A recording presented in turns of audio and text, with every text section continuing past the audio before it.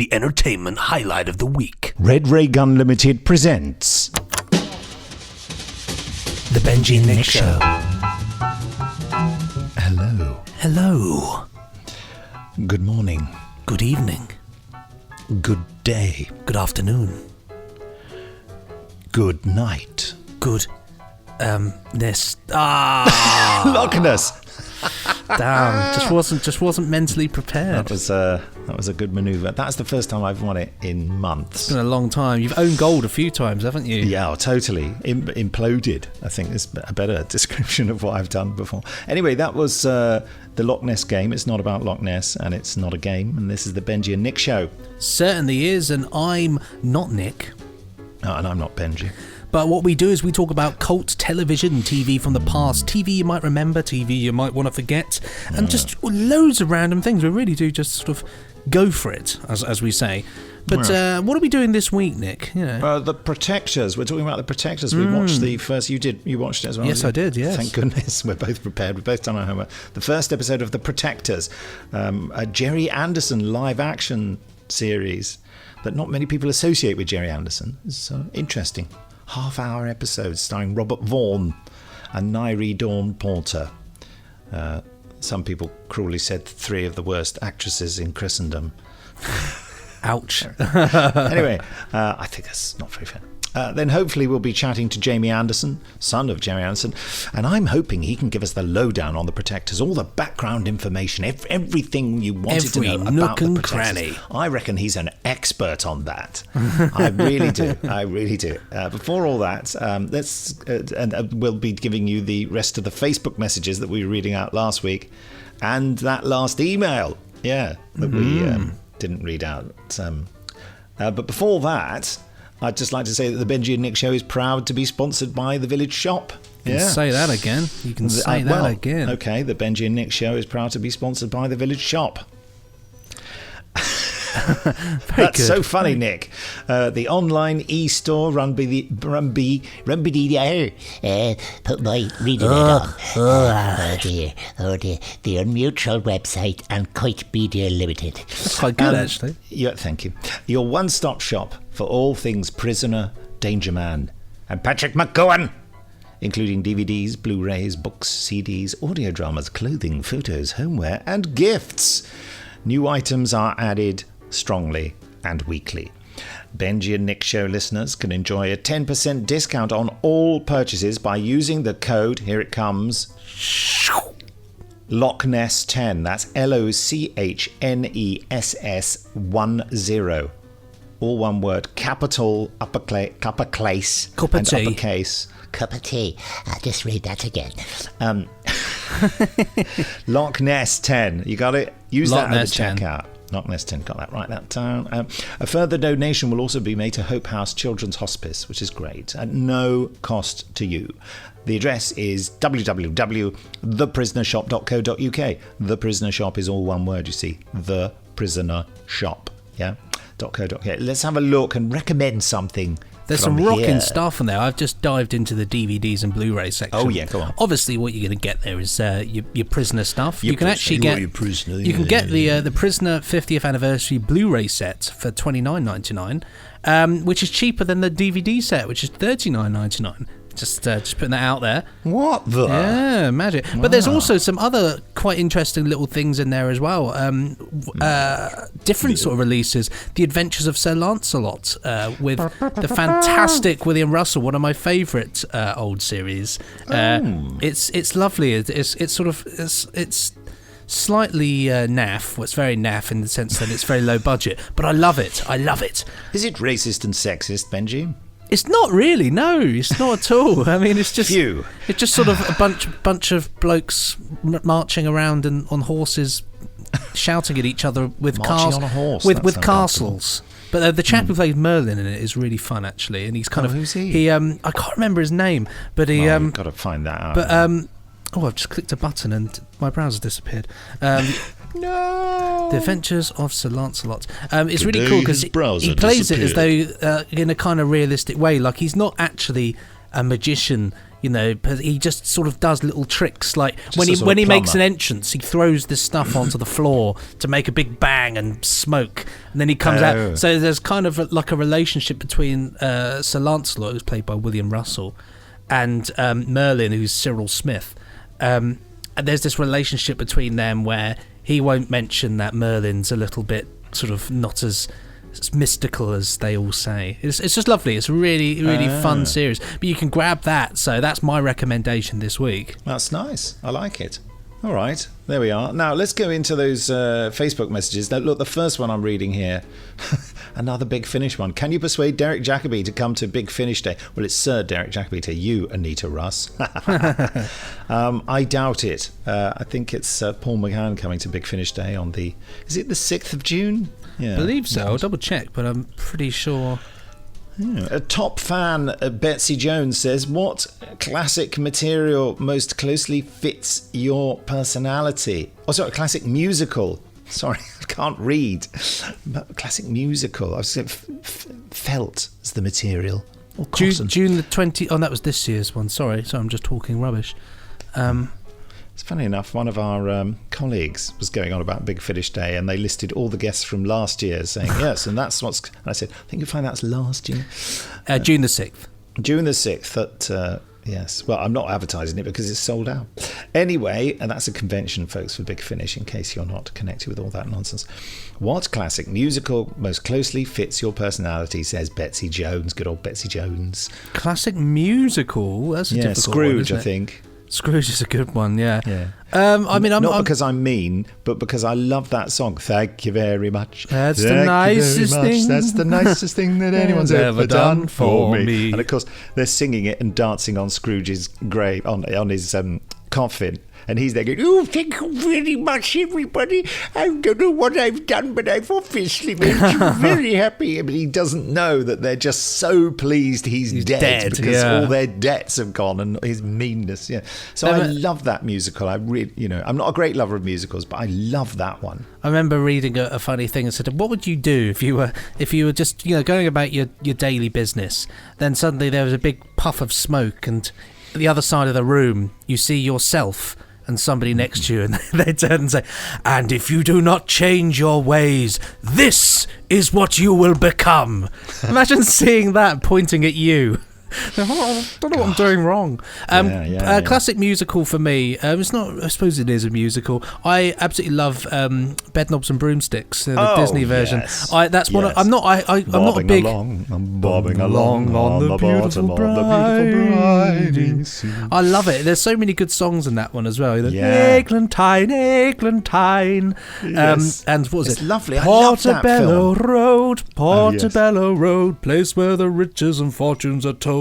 Anything and everything your heart can unload, you'll find it all down in Portobello Road. It's a brilliant film, and you've got the wonderful bit at the end with the suits of armour marching, and it's a really good film. I loved that as a kid. I saw it at the cinema, Did you really? When it I first bet came that's out. magical. Oh, it was incredible. I loved it. It had everything that a kid back in the 60s wanted. You always wanted Germans with machine guns being beaten. And you get it. And you're being beaten literally by suits of armour with maces.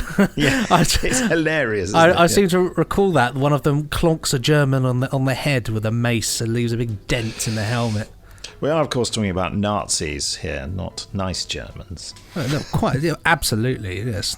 Yes, well, quite. Yes, well, quite. And a big hello to all our German listeners. Hello. We've got another one here from Hudson Gale. The only question I've got is, what on earth happened to make you pull that expression? Oh, because when I tweeted, it was a still from the when we did videos of us doing the Big Finish podcast. Yeah. And I was just going like this. Yes, he'd trodden on a piece of dog's mess. Oh dear, dog's mess. What a terrible phrase. Makes me feel slightly sick. So yes, I was that was me concentrating, Hudson. Yeah. TARDIS Parrot, hello, says, is that shed bigger on the outside? Yes, it is. Tis. It's certainly not bigger on the inside. Aaron J. Climas says, how many beans make 5? What is the capital of Australia? You know what that is, There's some little references there. Docky Who. I'm sure we had that exact thing about a week ago, didn't we? Did we? I don't know. The Ambassadors of Ambassadors Death of Death, anyway. yeah. I've got something Van here. Leiden? Cut it open. I've got something here that was sent to our Twitter messages that I said I'd read out because sometimes they get lost on Twitter. This from Neil Allen. It says, "Hi Benji and Nick. Sundays wouldn't be the same without you two guys. Can I ask if you've ever seen the 1985 BBC drama Edge of Darkness, starring Bob Peck? Just released a DVD, and it is one of the best dramas I've ever seen, dealing with environmental issues in 1985 that we're living with right now. The music by Eric Clapton really added you to the drama." Oh, I love it. I've got a copy of that. It was originally I had it on cassette years and years ago. I remember there was a great bit as well with I think it was when they go to the nuclear power plant, and there's these amazing drums of oh, it's great. Yeah. There's a really good on YouTube. If you type in Edge of Darkness Eric Clapton, they do a live performance of that theme with an orchestra, and it's incredible. It's like the Bond theme that we never had. Wow. It says here, the location filming of 1980s Britain was like going back in time. Also, a really small thing is Doctor Who's Matt Irvine makes a brief appearance at the start of episode 4 as a scuba man in a boat. Hope this makes it into the show. Kind regards, Neil from Newark. Yeah, well, we should do that. I would love to do that. I used to have it on DVD. I've got it on DVD a while ago. I've got the old one on, because they've restored it, I think, recently, haven't they? And I one of the things I loved in that was when I watched it on DVD for the first time, because I was too young to have seen it first time round. My dad, for some reason, because he's always got different cars, my dad had the same car that he drives in that, which is the Porsche 944, which sounds incredibly. It sounds coined the phrase. They call it the poor man's Porsche, which says a lot. But it has its exact same colour, the white Porsche in there. So I remember thinking, oh yeah, I got the same ride as they've got in that, which I thought was cool. And Joanne Whalley, that's when she first made her name, really, wasn't it? Yeah, absolutely. Wasn't she in a really good drama about? Is it Mary Bell? The killer? I think so. I don't know. I think so. She was, yeah. I think so. Correct me if I'm wrong, listeners. But, yeah. Yes, but we will do that. Right, here's the email that we didn't read last week from David Halliwell. Podcast Praise and Pirates. As it was sent on the 23rd of January in the year 1334. Dear Benji and Nick, I thought I'd send you a not so quick email to say how entertaining your podcast has been over the last couple of years. Of course, it was 100 years of podcasting last year, wasn't it? It was our 100th podcast. Yeah, it was. It's amazing, isn't it? We're getting on now. Yes. I particularly enjoy listening to your comments and observations whilst I am performing some mundane chore, particularly when I'm doing the ironing, so tedious and also never ending. I love to hear your impressions of cult characters and often rewind, if that's the correct term, the podcast to listen to them again. Particular favourites include "You fool, you old fool," and I am Doctor Who, and the numerous Catweasel quotes. "Bird of night, hoot not. Salve, Adonai. O dawn, reveal thy secrets to me. It's interesting to hear Benji's review of Sky One's Treasure Island. Brill. I don't know if either of you are aware of the late 70s BBC version of the classic story starring Alfred Burke as Long John Silver. I do remember that. Where, Yeah, I know Alfred Burke. He was in Harry Potter. I didn't know that either. Was he really? Yeah. Class. I think the show was aired as part of the Sunday Tea Time family drama slot. Slightly missed, so I can't speak. Yes. I had a barber who used to speak like that. His name was Ernie Spicagna, but of course he said Ernie Spicagna. Anyway, it's a cracking... He used to cut Tommy Steele's hair as well. That's a good person to have your hair cut by, isn't it, really? That's right. He also used to know Benny Hill and Tommy Cooper, so he said. Just like that. He used to cut my hair just like that. It's a cracking adaptation by John Lucarotti and directed by Michael E. Bryant. Brilliant. I do remember it. I think it's, it's got location stuff on film and video studio stuff. There's quite a bit of extensive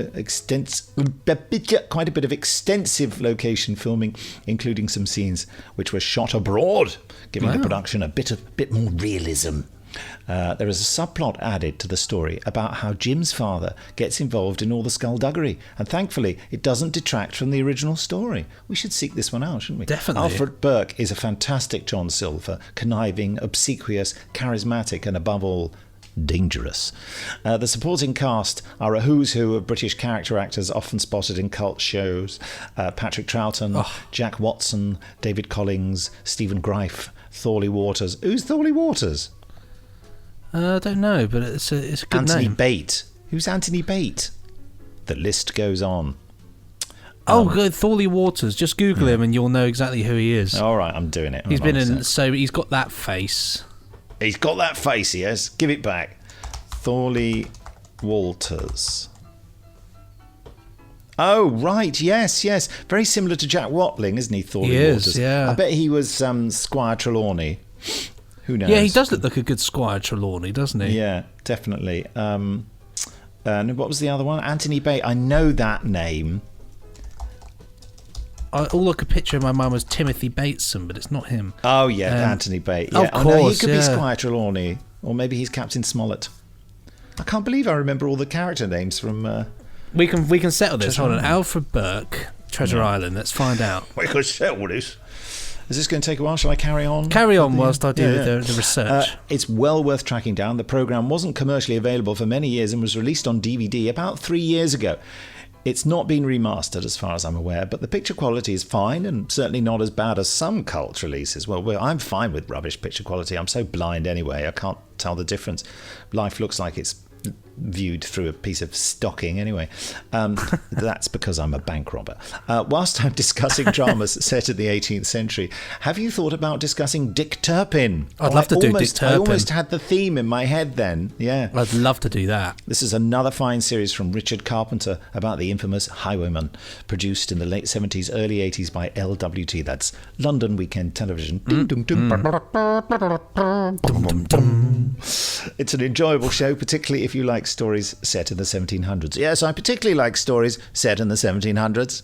I do. I do. Yes, I do. I mean, Hornblower. in the 1700s. Have you found out the cast list of I have, Treasure Island? and you were bang on the money there. Thorley Waters as Squire John Trelawney. Yeah, come Anthony on. Bates as Sir David Livesey. Livesey. Livesey, where is this? Wow, I who don't else? know. I got that wrong then. I like the fact that it's got Dalfrin Thomas as Tom Morgan. Oh, He's always, of course. he's always plays a Tom Price. That's right. I'm a crack shot, so I am. Yes. I wonder whether he ever played the there's the Caretaker. Was he ever in the Caretaker? What, Talfrin Thomas? Yeah. Um, Gotta go to Sidcup to pick up my peepers. Do you know, the funniest thing is I said he's in everything, but he really wasn't in everything. He wasn't in that. Oh, funny that. No, he was. Oh, this is selected television roles. Probably because he was in everything and they just can't write everything down. This is the website with everything written down. He did play Dirty Dick in Coronation Street. There's a character called Dirty Dick. But they're normally like Hilda Ogden or Eddie He Yates. plays Hilda Ogden as well. But why Right, Chuck. in a street that's meant to be real? What? They're not Dirty Dick. Sounds like a panto villain. That's some sort of health warning, I think. Stay away. Good Lord, man. Get the Prime Minister to safety. That's a bit of Adam Adamant you're quoting there. The Big Finish version. Anyway, thanks for making ironing more bearable, says David Halliwell. Ta-ta for now. David Halliwell in deepest Lincolnshire. Well, there you go. There he is. So it goes, so it went. Who plays Jim Hawkins in the BBC? Jim Hawkins is played by Ashley Knight. Did he ever go on to do anything? He did He was in Metal Mickey, To Catch a Spy. I know exactly who it was. Is he sort of... Yes. He played the role of Louis in I Can't Sing, the X Factor musical at the London Palladium, written by Harry Hill, and that was his last credential. Yeah, absolutely. He was a brilliant young actor, Ashley Knight. Yeah. Obviously didn't do much else really after that. Yeah, I wonder whether he's still a going concern as an actor. Yeah, I think he does stage things now. Have a look, yeah. Should we have a look on Spotlight as the actors... Yeah, he's there. Okay. Wow. His playing range is 46 to 60, so that means that he's probably 60. Vanity, vanity. Yeah. He's got no accents listed. Perhaps he doesn't speak. He's got a baritone voice, does cabaret dancing and cabaret singing, jazz dancing, jazz singing, keyboards, piano, tap, ukulele, and can speak French. But he can't do the accent. Bonjour, comment ça va? A-vous. Speaks French like a native Englishman. Brilliant. Well, there we are. Good old Ashley Knight. I hope you're listening, Ashley, because I'm a big fan of yours. And you should be in a Big Finish story, but there are no clips of your voice, so I don't know what you sound like anymore. Just send them to me at inquiries@bigfinish.com. Ashley Knight, yeah. I've got to work with Ashley Knight. Could do it. Anyway, do you think he was ever in The Protectors? No, I was looking at his credentials. His credentials? That's like saying it now. He was in Dr. Jekyll and Mr. Hyde. Was he? Yeah, you wouldn't want to know. Maybe he could be in my one. You wouldn't want to know what the character he played in that was, though. Right, really? Boy prostitute. Doesn't sound good. What an odd surname. He was in The Swish of the Curtain. Very good. Swish of the Curtain, Rumpole of the Bailey. It's pretty decent. Yeah, I remember him being in that, yes. Jack Honori, I, Claudius. What a story. Yeah, not very good. Softly. All right. Last telly thing he did was Paul Merton in Galton and Simpson's Frightened Man. Oh. Goodness me. Softly. There we go, yeah, it's in Softly. That was like a follow-up to Z-Cars. Softly Task Force he was That's part right. of. Andy Hartley was in that. Well, there we go. I have a strange desire to hear the theme tune of it now, but I won't go that way. It's sort of like Z-Cars, but it's like Z-Cars played backwards. Probably was how they came up with the theme, to be honest. Well, it is that time now in the in this podcast. Sorry, since I've lost my marbles. Nick has lost his marbles and he doesn't know where to find them. We're now going to talk The Protectors, 1972, I do believe.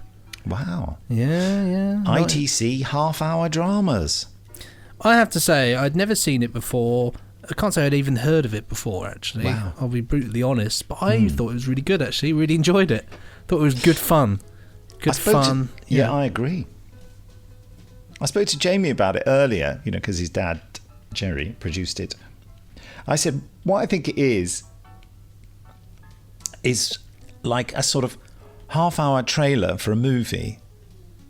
Like they've gone to someone and they've said, look, we want to make this drama like the first episode that we watched. We want it, and it's about these people who do special, services for people, and they want to break this guy out of jail. And we've got this plot where it's like a gangster guy wants to break his brother out of jail because, he used to be in a concentration camp, and having him in jail is going to drive him mad, and the charges are all trumped up anyway. So the idea is they go and rescue him, but when they rescue him, he says, why are you rescuing me? And they say, well, it's your brother wants you out. He says, it's my brother who trumped up the charges to put me in here. So you think, what?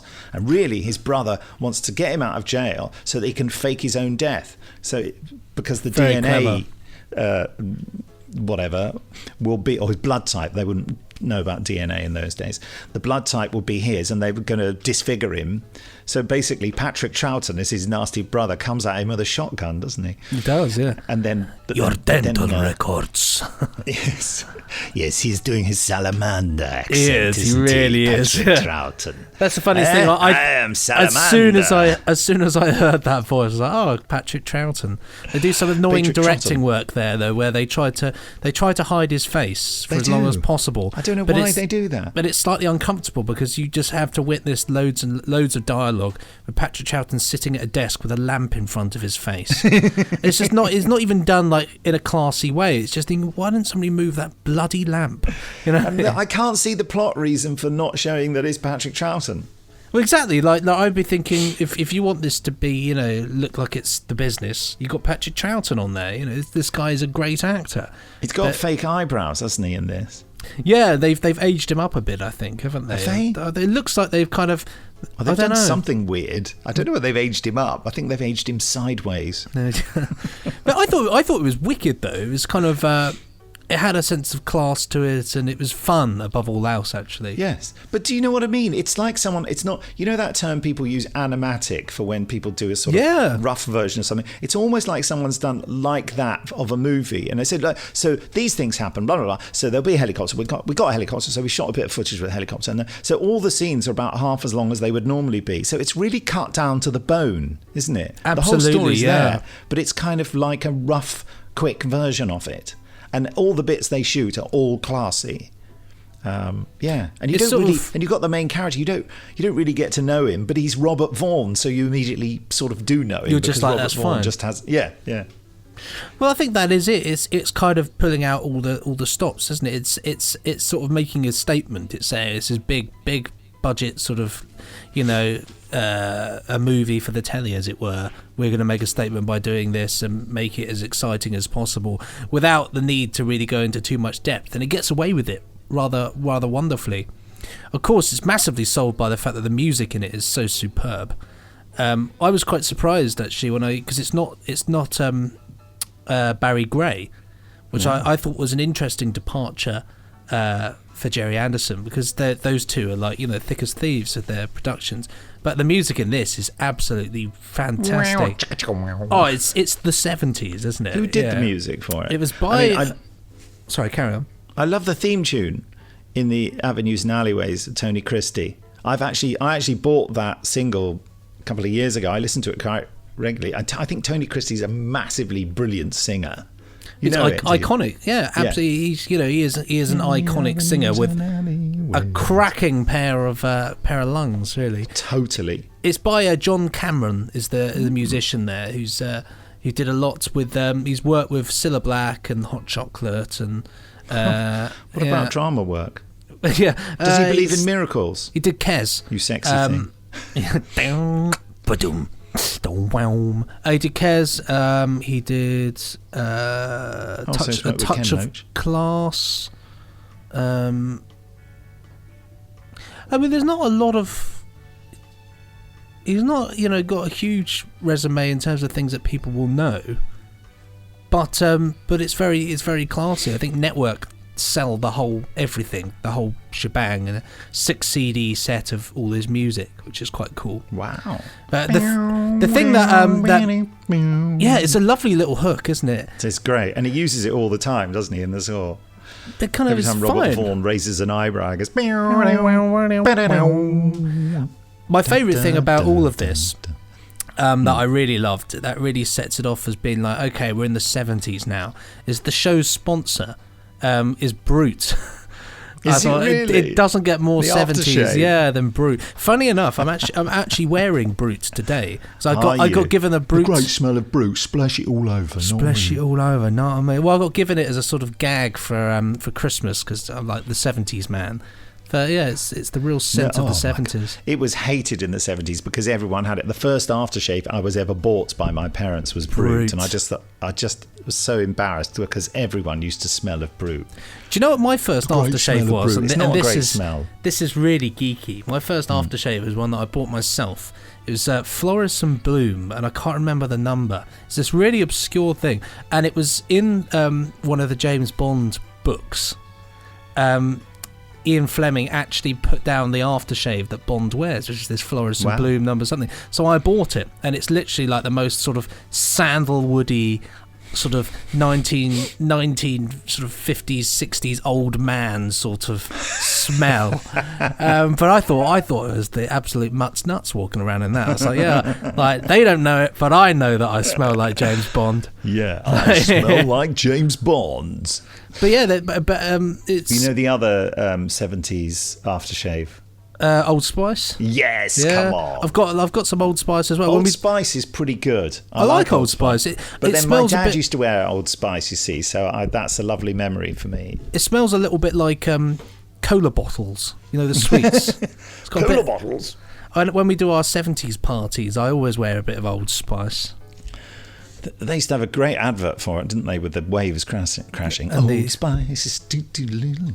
Well, they've kind of they've revived the brand. It does pretty well now. They've got they tend to focus more on deodorants now, but they've got like new scents and they're quite nice actually. Oh, so Yeah. New Spice, really? New Spice, yeah. Brute's trying to do the same, but it's not quite getting there. No, Brute Brute smells like the dark blue of the bottle, doesn't it, somehow? Yes, I know exactly what you mean. And I always remember accidentally putting too much on as well, and Well, it's when you put on a bit of slap, it is a bit like that, isn't it? Too much goes too far. It's like, do you remember Blue Stratos? Oh yes. Yeah, that was massive, wasn't it? Welcome to the Aftershave podcast. But it is true that smells can really take you back, and Yes. and Totally. you can connect. Like, when I see that, like, the Protectors is sponsored by Brute, you can kind of see, you can kind of feel, yeah, I can see that working with it. It's like the Sweeney. The Sweeney's very Brute, isn't it? Yes, it is. Yeah, you imagine they all stank a bit. They stank of like Brute beer and fags. That's what it. Well, that's why Brute had to be so strong to sort of cut through all those noxious odours. Which was it's prevalent in the 70s. Well, what do you think of Nairi Dawn Porter? So you see, I don't think she's bad in this at all. I mean, she perfectly absolutely absolutely delivers the goods in this.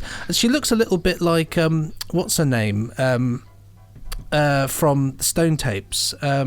Yes, Jane Asher. She does look like Jane Asher in this. She's slightly older, though, I think. She is. Tony Ann Holt, of course. Yeah, very good. Is he putting on some accent as well?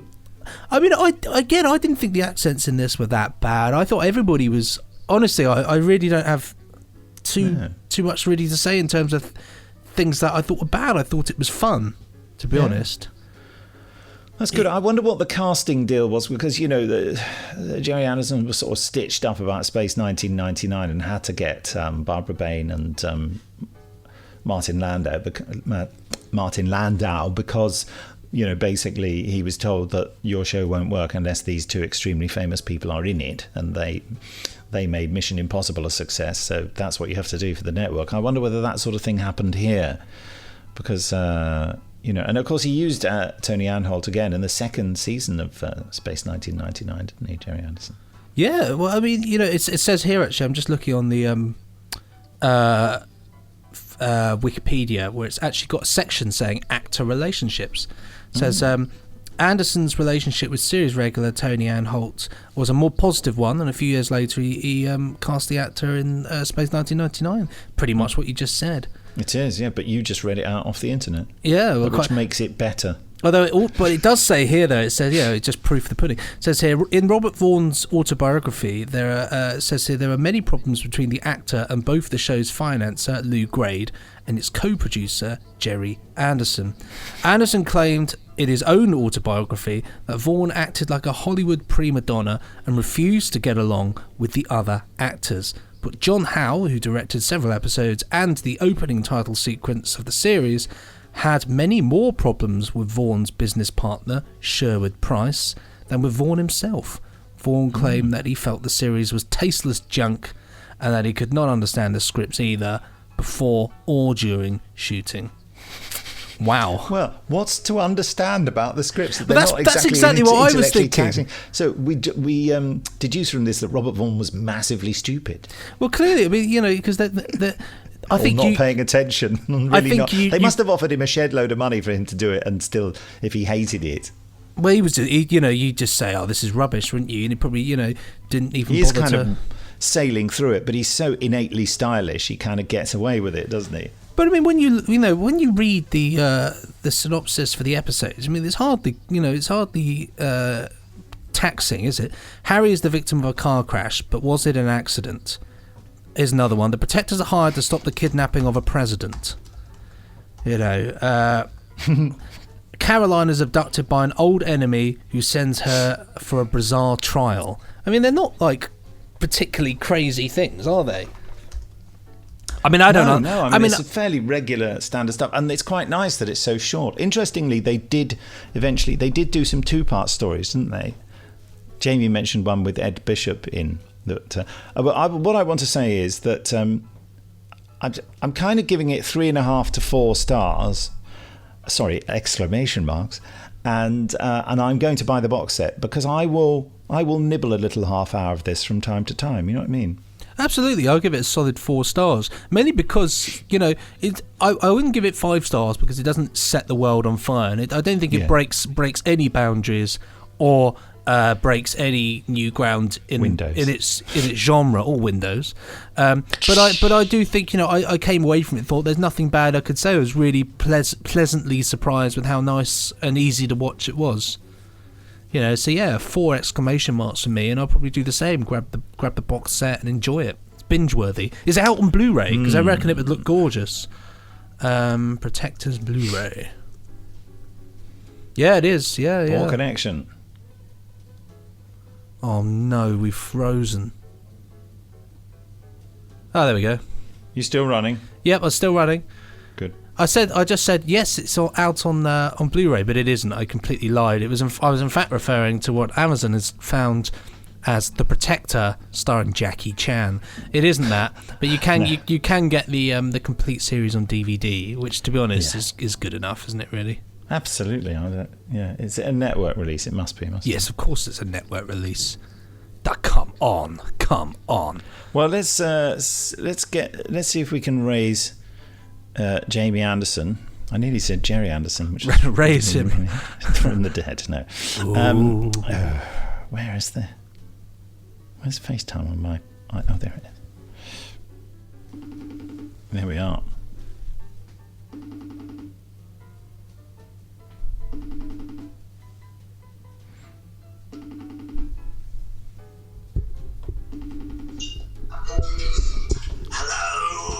Hello. Well, I've promised the listeners expert knowledge on the protectors that your father produced. So off you go. Yes. Yeah. Oh, hang on. I just have to get into the zone, so to speak, which requires me to stand with my dog, which is exactly the same as Harry Rule's dog. Harry Rule, played by Robert Vaughan plays Harry Rule. Yes.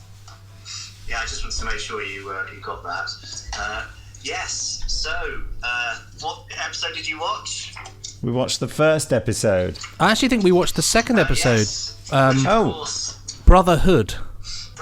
I thought even the third one, which is of course Disappearing Trig, which you know. But hold on, is it though? Because it says here that the third one is See No Evil. Yeah, maybe in broadcast order, but certainly not production order. Right. I understand. So what was the first episode called then? 2,000 Feet to Die. Oh, so we didn't get a proper introduction to the characters. We watched Brotherhood instead. Oh, yes, that is number 2. No, in fact, the ITC recommended that 2,000 Feet to Die was the best introductory episode. Ah. So, what a shame. So it turns out that your dad didn't get on with Robert Vaughan much, did he? No, they were not very nice to each other.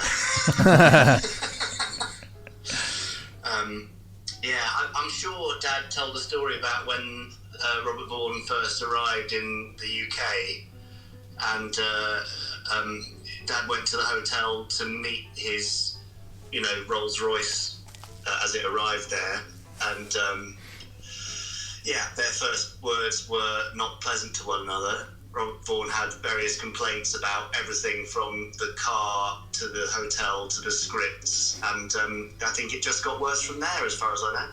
Do you know how he got cast? I mean, was it a bit like the Space 1999 thing when people said, if your series is going to work, you have to have him in it because he's like man of the moment? As far as I know, Lou Gray basically said, right, you're doing this series, Jerry, here's the concept, and the leads are Robert Vaughan and Nari Dawn Porter, and you know, there's another one, you can choose that one, and so he chose Tony Anholt. Benji, have you got any in-depth questions to test Jamie's knowledge? Well, I did want to say... I must tell listeners that Jamie told me before the podcast he knew absolutely nothing about the Protectors. So I think you're doing pretty well, Jamie. Yeah. No, I mean, I just to say to Jamie, really, I was surprised that Barry Gray didn't do music on this one. Yeah, and I don't know why that was. It's a bit of a strange one, isn't it? Because you would have thought that would have been a perfect fit. Maybe Barry was busy or something. But yeah, I mean, I don't really know anything about the music. But the music's okay, isn't it? I mean, it's it is actually stock kind of stuff. It's all original, isn't it, Benji? Is it original? It's all original, yeah. So I don't know stuff. Can I tell you an interesting fact about the finance, though? Yes. It was co-financed by ITC and Fabergé. Oh, Yeah. Okay. well, that's why it was Brute a Fabergé product. Yeah. Yeah, because That makes sense. Yeah, we've been talking a lot about Brute. Have you? Yeah, the aftershave. You know what? Yes. Yes. Don't know what else there would be. Well, Yeah, I don't know, it is. champagne. It definitely is a Fabergé product. How funny. Ba-doom. Did your dad have any fond memories looking back on this, or was it just a job for him? I think because it wasn't his baby, it was just much more of a job. Fair play. So, and I think also, you know, when it's your baby and you're making the decisions, if you choose an actor and they turn out to be a bit of a turd, which was what Dad's view of Robert Vaughan was, I'm not saying that's, you know, the only view. If it's your choice, you have to live with it and you have to own it a bit. But if it's been forced on you, I think it changes your perspective of something like that. Yeah. That's I fair did hear a enough. story from someone who used to work with Robert Vaughan on Hustle, and they said that when the director was saying, we just need to do that shot again. Can we just take that again? And Robert Vaughan would say, no, you got it. And they go, no, we didn't actually. And he'd go, no, you got it. No, we didn't. You got it. And they thought, oh, right, he's telling me that he refuses to do the shot again. Yeah, So, without you know, saying as much. yeah. So he's not behind the camera. He can't see whether it's in focus or not, but he is telling the cameraman and the director, you have got this shot, and if you haven't, it's not my affair. You know, that's how little I care about this. I'm going to my trailer to smoke another cigar. That is pretty much it. Yeah. Interesting. Sad, isn't it? How people Sad. behave like that. He died in 2016, by the way. You can't libel the dead. Oh, well, let's go for it then. I have nothing further to add about But of course, he is very stylish and he is really good in the show, isn't he? Yes, of course. He's great at the action. He's, I mean, we didn't see the first episode. And yet we immediately knew who all the people were and what they were like, and Yeah. Yeah, I mean, it's not one of my favourites, The Protectors, but it's got some stiff competition, but it doesn't feel like your Anderson show, does it? No. Not at all. If you didn't see the name on there. No, I remember at the time watching it, as a youngster and seeing the name Jerry Anderson, thinking, oh, this isn't. Must be a different one. Yeah. Could that? Actually, I think I might have wondered whether it was the same Jerry Anderson, because I thought that's not correct. But I'm going to buy the box set. Wow. I will watch it, because why? You don't know any reason why the half-hour format? Because there was nothing else like that in this genre around that was half an hour in those days, or even now. Yeah, I don't know why that was. Maybe because there was nothing around that was, and so Lou Gray saw an opportunity, or there was demand from international markets for half-hour slots, possibly. I mean, the funny thing is that the amount of plot in each episode is round about the same you would have in an hour episode of that kind of drama, like, Random Hotcoat, and they just spin it out a bit, whereas it makes it very punchy, doesn't it? Yeah, does change the pace of it. And they did, but they did do 2-part stories, didn't they, as well? Yeah. Yeah. And 2 whole series, so it must have been doing okay. Wow. Apparently, the third series it only failed because Brute pulled out or something, or something went bust, and it was Brute that actually stopped it from continuing, not the show.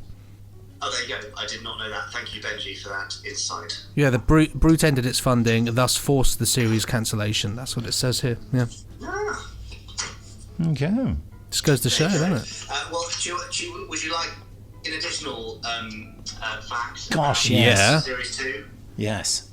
The final episode of Series 2, which is called Route 27, was written by none other than Terry Nation. Well, man of the moment for that sort of thing, yeah. Yeah, there you go. And it features a character called Dave Ross And Dale X. at 5 Caro Avenue. And he's got a terrible neighbour called Mr. T. Howe. To get on with. And they get stuck in a lift and there's a deadly virus. And then when they get out, they've got to go back again. I want to go and watch this now. yes, what else could there be? Maybe a team of scientists and someone called Tarrant. There's loads of Tarrants. Brilliant. Love a bit of Terry Nation. It's Fantastic. worth watching, yeah. Oh, he also wrote another one called A Pocket Full of Posies. Oh, that was definitely where there was a pandemic. It's not one I know, but I can quickly look for you. Because A Pocket Full of Posies, Ring a Ring of Roses, it's the Black Death nursery rhyme. Famous singer Carrie Blaine fears she's losing her mind. So the guest character has been drugged with stimulants which induce hallucinations. Good enough. That's the main part of that. Well, sort of the experience that our listeners have when they're listening to this podcast. Yeah. Also, bizarrely, one of the lead guest cast member in A Pocket Full of Posies was Eartha Kitt. Good Lord. Catwoman. Yeah. Gosh. So Right, I'm gonna go watch The Protectors now. Dun, dun, dun. And the same dog as yours. What's your dog called again? Eric. Good name. Strong name. What was Harry Rule's dog called? Oh, I don't know that. Someone's reminded me recently. But I've Taran. forgotten. But his was a wolfhound, mine's a deerhound, so they're not really the same. Well, they're hounds, and they've sort of long, scraggy hair they've got. They're big grey hounds, yeah, so they're pretty much the same, which makes me Harry Rules. There we go. That's true, and I don't know who Nairi Dawn Porter is, but we won't go into that. Have you... 3 of the worst actors in Christendom, someone told me, but anyway... Nairi Dawn Porter. We thought she was fine, but she apparently has a reputation of being absolutely dreadful. Like Prentice Hancock. No, I didn't say that, sorry. He was also in The Protectors, yeah. Was he? Of course he was, yeah. Season 2, I think he was in a 2-parter. He did a Facebook friend request to me recently. Oh, really? Yeah. Can you believe that? Nice. Denied. He can't... Ignored. I can't be friends with the man who ruined Planet of Evil. You know what I'm saying? I was watching it the other day, and it's really good, and he is terrible in it. I'm sorry if you're listening, Prentice, but really, I don't know. It's a mystery to me that he ever had a career. Really. There you go.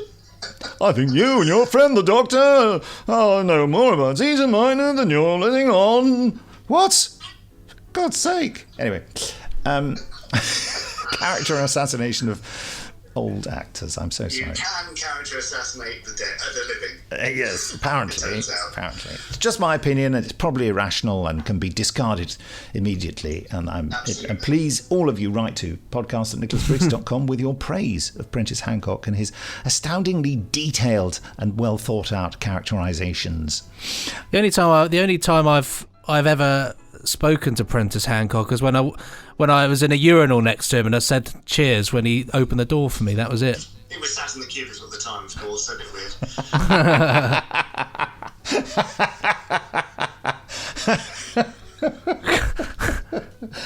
Oh, there's so many things I could say, which I won't, listeners. Have we got an interesting question for JB? Yeah, I'll get one up. Random question generator. I don't know why poor Prentice Hancock being so unreasonable about him.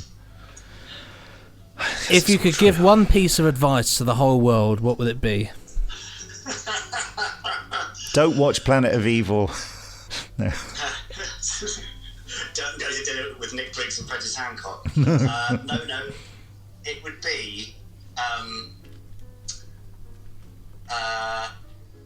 in every conflict, the other side is the bad guy. Think of that. What does that mean? Cryptic. If you're having an argument with somebody and you think they're the worst human in the world, chances are, from their perspective, you are. Gotcha. There's that lovely Mitchell and Webb sketch of the Nazis. Are we the bad guys? guys? And I just wish people would often think, I may think that I'm being the most amazing, brilliant, good person, but so does the other side. Yes, very few people enter into any situation thinking what I'm doing is bad. I guess some people might do, but generally people are doing their best, aren't they? They're doing what they think is right, even if it is horrific for other people, from other people's point of view. But it doesn't mean that you are a bad guy or whatever, but just think about it from the other person's perspective as well. Be mindful. What's your advice, Benji? Don't trust anybody who has one eye either side of their nose. That's totally fair also. What's that you're just showing me, Jamie? Can you identify this item? I don't know whether I can get Benji to see it. Hold on. Can you see the computer there? Oh, he's got his trousers down. That looks like a valve. This is not a valve. You got any guesses, Nicholas Briggs?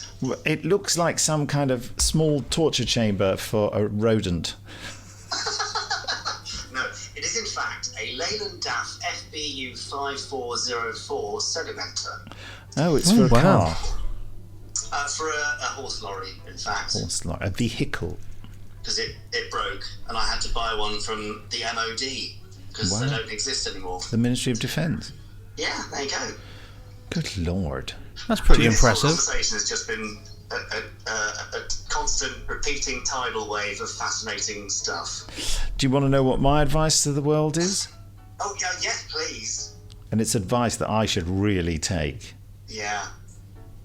but rarely do. It's this. Listen. Oh. Dun, dun, dun. Very good. Very None wise. of us listens enough. You do. Sorry. Shut up, I'm trying to talk here. I'm not listening. Between our 3 bits of advice, I think that would solve almost all problems in the world. I mean, I think the I one is a little bit damning for everyone.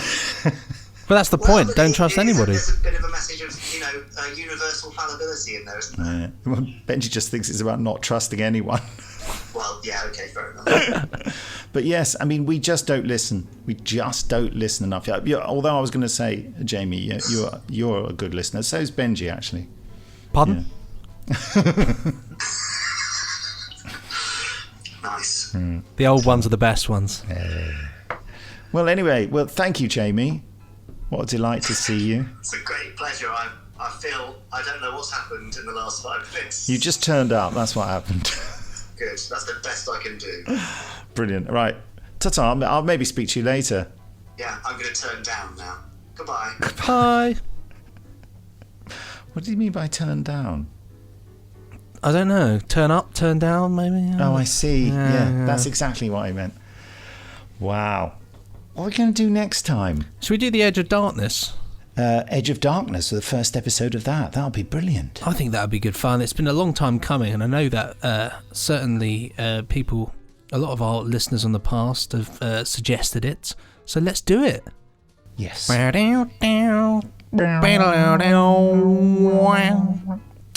So, time to get very close to the microphone. It is that time, isn't it? Ooh, well, it's been a pleasure, Nick, but it is time to say goodbye. Pleasure. Yes, don't forget to send your emails to podcast@nicholasbriggs.com. I promise to have more emails in the podcast next week. We just had one this week. We were catching up with Facebook stuff. So, sorry about that. Anyway, goodbye. Bye.